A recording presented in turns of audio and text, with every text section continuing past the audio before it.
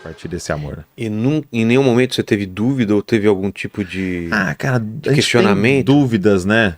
A gente tem dúvidas no caminho, assim, mas eu nunca me desviei, nunca, assim... Porque a coisa que mais eu fico pensando sobre é essa questão de soberania de Deus versus livre-arbítrio, como você falou. Shakespeare, a relação de Shakespeare e Hamlet.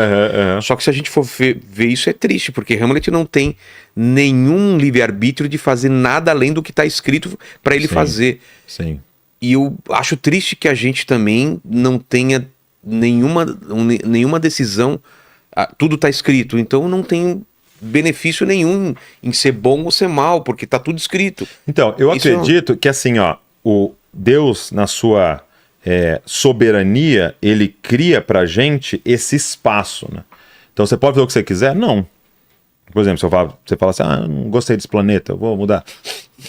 Então há um conjunto de leis restrições, que te restringe. Então a pergunta é, você é livre? Não. Totalmente não. Entendeu? Então eu acredito nessa relação. Existem regras, existem coisas pré-escritas. Existe algo que o Senhor criou, a gente vive ali, então você não está na sua liberdade, mas nesse campo há uma responsabilidade. Há uma responsabilidade Judas, do que eu por exemplo, vou fazer. Judas poderia não ter traído Jesus? Cara, eu não sei se eu não... Porque a questão ali, né, qual é o embate, né?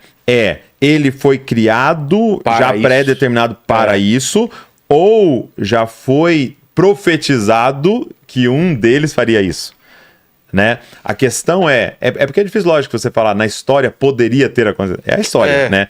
Mas a verdade é que se ele se arrependesse, né? Se houvesse um arrependimento, porque se você pensar, o que Pedro fez? Negou Jesus 3 vezes. Ele traiu, né? Negou. Assim, né? Traição, uma traição, né?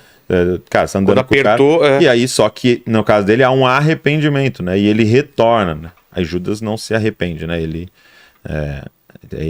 é condenado, né? Por não se arrepender, né? E ele poderia se arrepender? Ele teria esse espaço, será? De acordo com o evangelho, né? Do que está disponível para nós, teria esse espaço para repetir. A questão de Judas é muito interessante. Até o The Chosen, que você até veio a galera aqui, né? Foi muito legal. Eu consegui também ir lá entrevistá-los. Eles estão retratando de um jeito muito interessante, assim. A questão do Judas ali, porque muita gente pensa assim, ele foi lá e vendeu Jesus pelas 30 moedas. A impressão que passa é que ele estava, tipo assim, armando a situação para falar, não, Jesus, vai, de uma vez por todas, destrói os romanos. Se levanta, arma um exército e faz. Então, a impressão que vai passando pra gente é que ele tinha uma ideia fixa do que Jesus deveria fazer. Tá. E tava tentando criar... E vai frustrando ele. Tava tentando criar um ambiente para forçar ele a fazer isso. Isso, porque, agora que eles vão prender ele, agora ele vai se revelar e vai, soltar raios. Um Super Saiyajin, ele vai virar e vai fazer a parada, porque ele tinha uma ideia fixa do que era esse Messias. Que era a ideia dos judeus, né? Era a ideia dos judeus. Libertador. E que é real quando ele retornar. Mas antes, ele tinha que vencer outro inimigo, que era o pecado e a morte. Tá. Entendeu? Porque... A questão é, se ele vem com justiça... E que foi profetizado isso, desde lá no começo. Desde o início. Se ele vem com justiça, ele ia destruir os romanos, mas ele ia destruir os judeus. Porque de pecado era todo mundo, né? Então ele vem primeiro como salvar, cordeiro, né? Como e cordeiro. Depois como... Leão. Né? Leão. Primeiro como um servo sofredor, depois como um rei e juiz, né? E como você avalia aquela frase do... se for possível, passa de mim esse cálice. Cara, isso é muito legal. Mas se não for, seja feita a sua vontade. Porque dá uma impressão muito grande que ele tá titubeando, né? Logicamente que ali é uma briga, né? Interna, mas assim, qual que é o ponto ali? Né? Ele tá no Getsemane, o que lá tá citando é quando Jesus tá no Getsemane antes de ser crucificado, né? Então ele vai passar pela cruz. E eu acredito que muita gente olha para aquilo e fala... Ele sangra pelos poros, né? Isso, de tanto estresse, né? Do nível de peso que ele tá carregando. E muita gente olha para aquilo ali pensando assim só... ele tava com muito medo e tal dos flagelos. Queria ser espancado e tal. E com certeza isso... Meu Deus do céu, aquela tortura que ele sofreu, né? Quando a gente assiste Paixão de Cristo, tá louco, não dá pra assistir com as crianças. Mas eu acredito que tem algo a mais ali, que ele ia experimentar algo que ninguém experimentou. Porque você pensar, depois dos discípulos, morreram vários deles torturados. Tem discípulo que morreu comido por leão, tem discípulo que foi amarrado em boi e o boi descia escadaria. Cara. Tem discípulo que foi queimado vivo, tem discípulo que foi crucificado. E vários dos relatos, eles morriam cantando. Aí você fala, peraí, como é que o mestre tá nessa agonia e o discípulo morreu cantando? Os discípulos eram mais fortes que o mestre? Não. É que ele ia experimentar algo que nenhum discípulo ia experimentar.